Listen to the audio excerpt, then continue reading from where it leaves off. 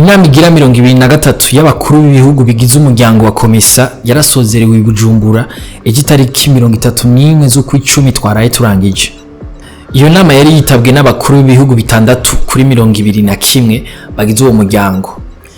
Abahashitse ni President Felix Tshisekedi wa Republika Iharanira Demokarasi ya Kongo, William Ruto wa Kenya, Hakainde Hichilema wa Zambia, Andi Rajoelina wa Madagascar hamwe na Taye Aske Selassie wa Ethiopia.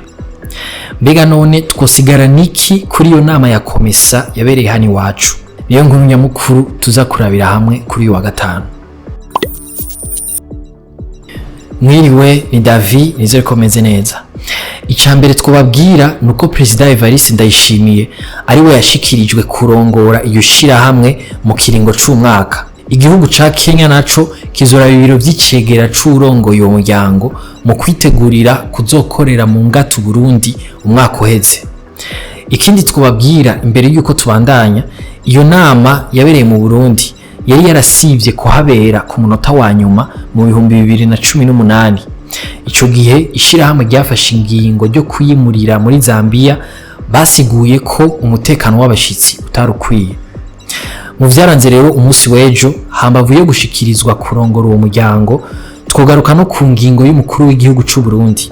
President Ndayishimiye yaratangaje ko Burundi buhagaritse gusaba visa abanyagihugu bose bo mu bihugu bigize Komesa bagendeye u Burundi, ngo bizomara igihe gito. Evariste Ndayishimiye yongeye yibutsa ko iyo nama arakaryo ko kurabira hamwe inzira ijana kuri kazoza keza k'uyu muryango wa Komesa, ngo bahagararire akarere ku migambi rusange y'isi. President Hakainde Hichilema nawe yashikirije ibikorwa bikuru yaranguye mu mwaka uheze ari umurongozi w'uwo muryango. Yashikirije ko urugero rw'ibidandazwa bishogwa hanze n'ibihugu vy'igishira hamwe rwiyongereye, vyavuye ku miliyaridi 100 y'amadolari y'abanyamerika mu 2020 bishika ku madolari imiliyaridi 290 muri 2023. Hambavu y'ivyo, ivyasohotse hagati y'ibihugu bigize uwo muryango vyarongerekanye, aho vyavuye ku miliyaridi 10 z'amadolari y'abanyamerika mu 2020 bija ku miliyaridi 14 uyu munsi. Harashizeho kandi umugambi wo guteza imbere igisata c'umuyaga nkuba mu karere ka Komesa ku miliyaridi 50 z'amadolari y'abanyamerika uzomara imyaka 5. Mu bikorwa nyamukuru Hakainde Hichilema yasigiye President Ndayishimiye harimo kubandanya umugambi wo kubaka ibiro bizokoreramwo uwo muryango, aho yashikirije ko agiye amaze kwegeranya miliyoni 2 z'amadolari y'abanyamerika zigenewe ico gikorwa.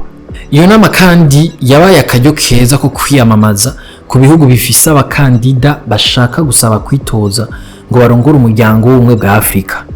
Umukuru w'igihugu ca Kenya William Ruto yasavye ibihugu vya Komesa gushigikira Raila Odinga. Umugenzi we w'igihugu ca Madagascar Andi Rajoelina yiyamamarije uwahoze ari umushikiranganje w'imigenderanire n'ayandi makungu wa Madagascar Richard Randriamandrato. Igihugu ca Djibouti casabwe gushigikirwa ngo haze hatogwe umukandida wabo Mahmoud Ali Yusuf, umushikiranganje ajeje imigenderanire muri ico gihugu.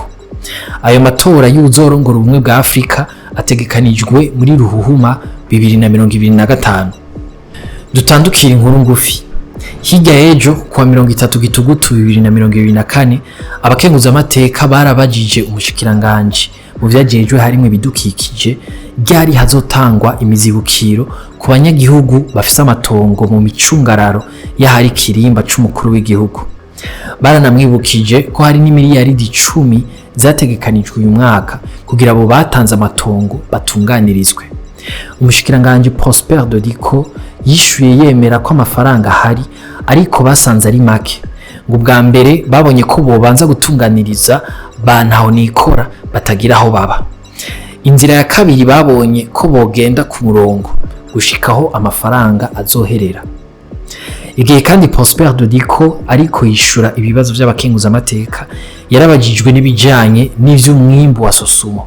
Umukuru w'inama nkeguza amateka Emmanuel Sinzohagera atanyuzwe n'inyishu, yagize ati iyo Sosumo yari y'uwigenga ibigeze kure cyane mbere ishorera no hanze y'igihugu. acabaza ati habuze iki kugira Sosumo muyihe uburenganzira igenda irondera uruganda rushasha hanyuma izorihe. Ikibazo rero ngo amashirahamwe yose ya leta nka Sosumo ariko arabaca mu myanya y'intoki kubera gufata ingingo bitwara umwanya muremure cyane. Mwakoze kudukurikira, aya makuru muyasanga ku mbuga za Yaga na Iris News. Turipfuriza kandi umunsi mukuru mwiza w'aberanda bose ku bakristu b'abakatolika.